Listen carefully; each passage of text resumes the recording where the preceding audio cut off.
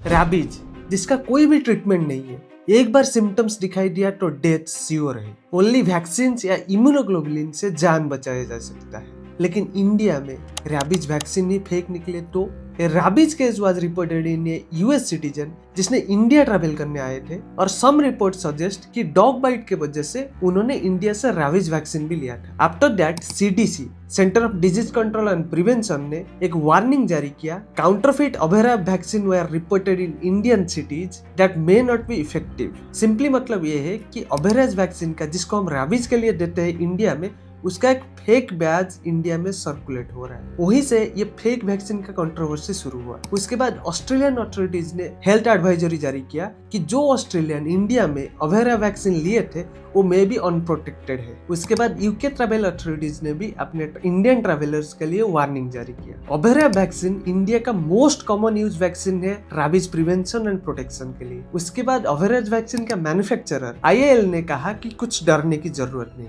They had proactively identified packaging anomaly in a batch and that counterfeit batch is no longer available. उनका कहने का मतलब ये है कि ऐसा नहीं कि वैक्सीन इफेक्टिव नहीं है, कुछ पैकेजिंग एनोमली की वजह से फेक बैचेस का सर्कुलेशन हो रहा था। लेकिन हमको नहीं पता है कि वैक्सीन फेक था या सिर्फ पैकेजिंग में ही इशू था। बट शॉकिंग बात यह है कि इंडियन हेल्थ अथॉरिटीज ने इसके ऊपर कुछ भी नहीं बोला अभी तक। बट प्रॉब्लम ये है, अगर आप नवंबर 2023 के बाद रैबीज वैक्सीन लिए हो, खास करके ये अवेयर का, तो आपको क्या करना है। रैबीज एक वायरल इन्फेक्शन है जो डॉग्स, कैट्स या सिमिलर एनिमल्स से ह्यूमंस को होता है। सिर्फ ये नहीं कि डॉग बाइट की वजह से होगा, डॉग का स्क्रैचेस या सलाइवे से भी हमको हो सकता है। और इसका सिम्टम्स तुरंत नहीं दिखाई देता। Symptoms can develop after some days और even after some months. And सबसे बड़ा इशू है कि इसका कुछ ट्रीटमेंट भी नहीं है। तो अगर आप अवेरा वैक्सीन लिए हो आफ्टर नवंबर 2023, चाहे प्रोफाइलेक्टिकली हो या चाहे आफ्टर एक्सपोजर हो, जाके अपने डॉक्टर से मिलो, पूछो क्या रिप्लेसमेंट डोज का जरूरत है,